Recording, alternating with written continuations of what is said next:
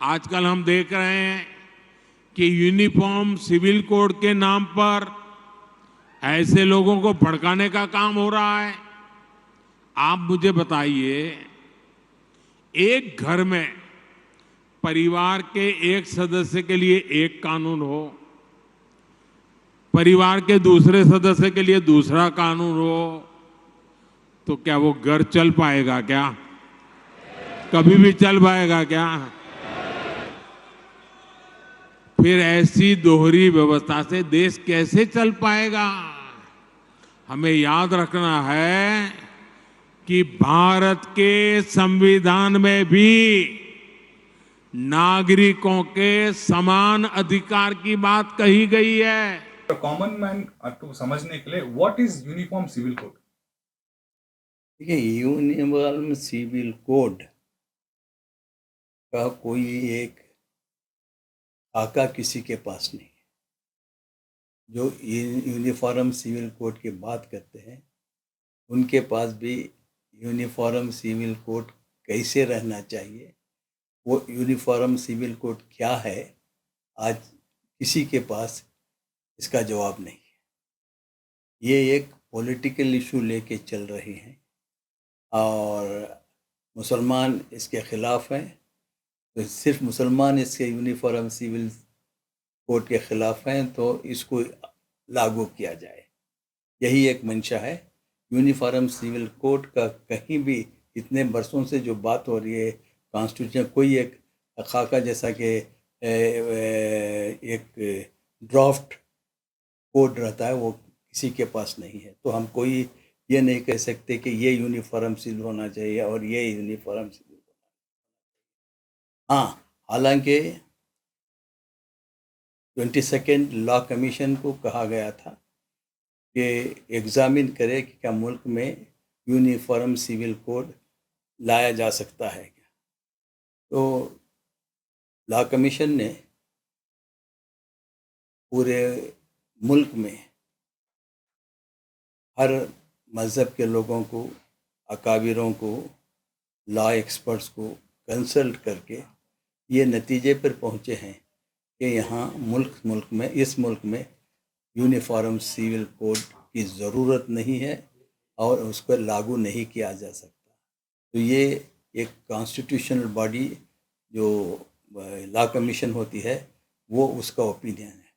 तो ये law commission uniform civil code का भूत अभी, क्योंकि इलेक्शन आ रहा है, जब कभी भी इलेक्शन आ रहा है तो बीजेपी यूनिफॉर्म सिविल कोड का एक सहारा लेकर अपने सोसाइटी को पोलराइज करने चाहते हैं।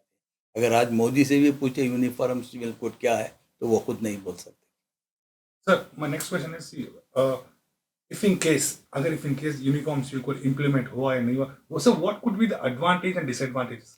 देखिए, यूनिफॉर्म सिविल कोड कैसा होगा, आज तक कैसा है, उसके एडवांटेज और डिसएडवांटेज किस तरह से बोलेंगे। यानी ये सवाल जब तक आप कानून नहीं देखते, कानून में क्या प्रोविजंस हैं वो नहीं देखते, इसके एडवांटेजेस क्या हैं, डिसएडवांटेजेस क्या हैं। अब सिर्फ उनका ये कहना है कि मुसलमानों में 4 शादियां हैं और इनहेरिटेंस का है, यही रिपीट किया जा सकता है। क्या वो उसको निकाल देने से पूरा लॉस यूनिफॉर्म हो जाएगा? हिंदू भाइयों में भी कितने लॉस हैं, उनके मैरिज लॉस अलग हैं, इनहेरिटेंस लॉ के अलग हैं, उसको कैसे यूनिफॉर्म करेंगे?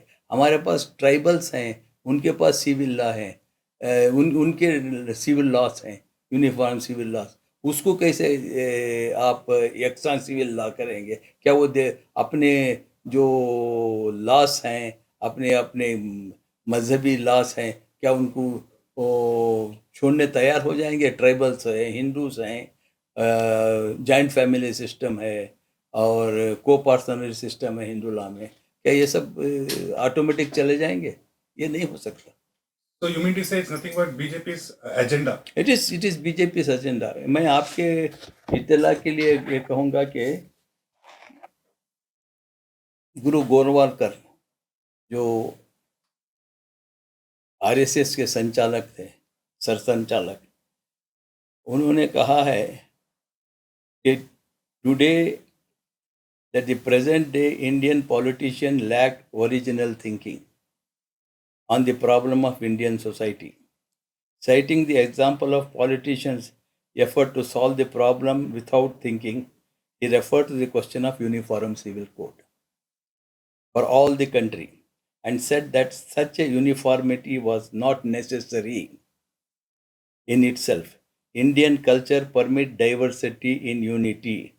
The important thing is to infuse spirit of intense patriotism and brotherhood among all the citizens, Hindus and non-Hindus, and make them love this motherland according to their own religion. He further said, I don't think the uniformity within the nation will promote national unity. जो हमारे prime minister कहते हैं कि national unity के लिए uniform civil code होना चाहिए, तो यहाँ गुरु गोलवालकर कहते हैं कि नेशनल यूनिटी के लिए यूनिफॉर्म सिविल कोड की ज़रूरत नहीं है। तो ये एक पॉलिटिकल स्टंट है और जो यूज़ किया जा रहा है क्योंकि इलेक्शन आ रहा है 2024 का। फिर अब लॉ कमीशन को कहा गया है कि आप सब पूरे फिर दोबारा, ये तमाशा हो गया। एक लॉ कमीशन ने पूरी तशखीस के बाद पूरे सबके सारे हिंदुस्तान में सबके ओपिनियन देने के बाद एक फ़ैसले पर आया है। फिर विदिन 1 साल या 2 साल के अंदर और आप पूछ रहे हैं कि और एक बेहतर है, तो आपका मंशा क्या हुआ, आपका इंटेंशन क्या हुआ? कि आपका इंटेंशन, जब एक लॉ कमीशन स्टैट्यूटरी बॉडी आपको फ़ैसला सुना चुकी है तो आप उसमें दोबारा मेडल करने की ज़रूरत नहीं है।